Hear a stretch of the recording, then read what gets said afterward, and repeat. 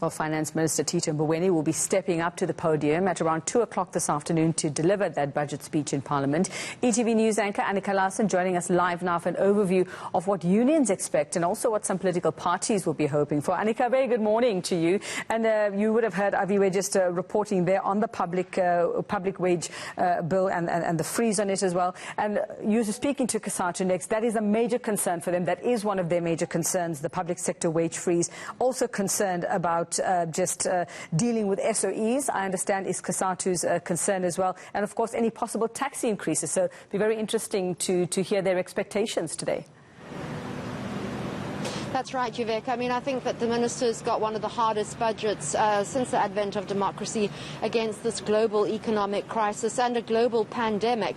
And we have a public wage bill which many economists say is absolutely unsustainable. It's taking up about 35% of our fiscus, and it has to be, increases have to be frozen in order for that debt to be paid off. But Matthew Parks here from COSATU, we're so far away from each other because of COVID social distancing. Matthew, you represent COSATU. You're saying that it's not debt that's the problem, it's economic stagnation. Sure. Look, first, the fundamental cause of the fiscal crisis is not the wage bill. The wage bill has been stable at 35% of the budget for more than a decade. What's changed is that we lose 10% of the budget, 150 billion rand, to corruption and wasteful expenditure, that we're having to spend billions of rands every year bailing out SOEs, which have been run into the ground by mismanagement and corruption, that we've lost billions of rands to tax evasion because of a decapacitation of SARS during the past decade. And of course, when the economy is stagnant, companies are closing, workers are being retrenched, and thus they can't pay the taxes which the state needs. So for us, you have to address those fundamental crises, not simply seek to throw nurses and teachers under the bus. But the problem is, I suppose, Matthew, is that perhaps one economist said to me, boost the wages of frontline workers, such as those that we desperately need, those public servants, such as in education sectors, the health sectors. But in other sectors, are we getting bang for our buck in terms of the public service? Sure. Look, that's the issue of management failure. So, for example, Home Affairs struggles because we're not investing in the IT system for Home Affairs. That's why there are long queues. That's why the system crashes all the time. You see at Home Affairs counters for 10 personnel, but only 10 staff having been employed to do the work. So you have to invest in frontline services. We've seen during this lockdown how critical it is to have a well-capacitated, well-functioning state. People often confuse public service, don't understand what does it mean.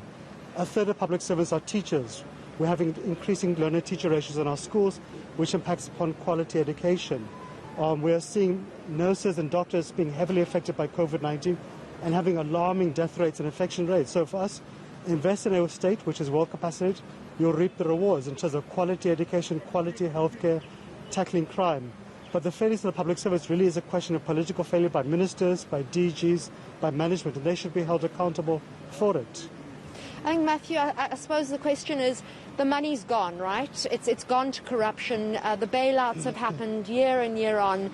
The question today is how much more will these struggling SOEs be getting in order to survive?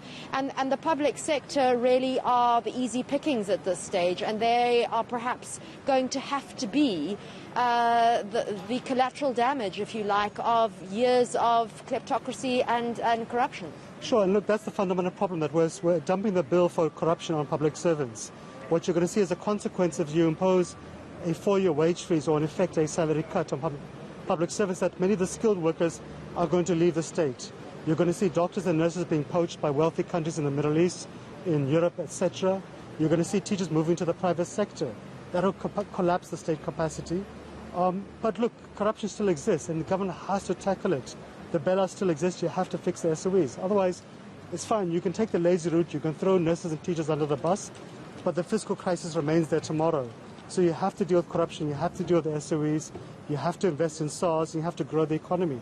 Otherwise, you're not going to resolve the fundamental crisis. In terms of taxation, the tax experts are saying there's very likely to be a big increase in personal or corporate tax. You're saying tax the big dogs, and those in the sort of very high LSM sectors between 9 and 10. But with rising unemployment rates, aren't those people too falling down into a different class, and you're going to have less revenue coming in. Sure, look, we think we are soon approaching this tax ceiling, to be honest. We think there is a little bit of space around income tax for the wealthy, around estate duties and inheritance tax for the wealthy, even around import duties for luxury goods. That'll give you a little bit, but for us it'll be more useful really to invest in SARS with additional personnel, modernizing the IT systems, so they can crack down on the huge amount of money we lose to tax evasion, to customs evasion, and to illicit outflows. There we're losing hundreds of billions of rands. So a simple investment of SARS of a few billion will actually reap rewards tenfold easily, and that's for us is the critical thing. I mean, the results coming out from Stats SA last night of the worst unemployment figures in 13 years. I think unemployment standing at 32.5%, perhaps even 32.8%. Your reaction to that last night? Look, it just points to the need for us to tackle the economy. We have an economic recovery plan that government, business and labour have agreed to at NEDLAC.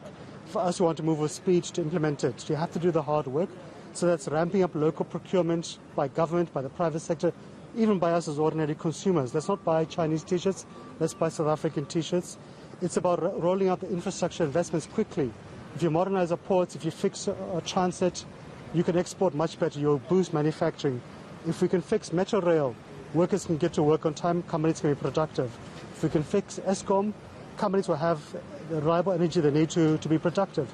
So if you address those things, we can grow the economy. But again, if we can simply tackle this pandemic of corruption in the state, we will release huge amounts of money which can then invest in the economy, in industrial financing, invest in public services, and build confidence in the public and investors. Matthew, I'm going to let you go into lockup now. Thank you so much for chatting to us. That was Matthew Parks from COSATU, who's about to go into the lockup, and once you're in that lockup, you're not allowed out until the minister makes his speech. And he's really saying that the public servants are paying the price for rampant corruption, at least in South Africa over the past 10 years, and they shouldn't have to be the collateral damage for what has really been corruption on a very high level across state-owned enterprises for all these years. Absolutely, Annika, and I think almost all South Africans have reached their limit with this. Thanks so much, Annika Larsen.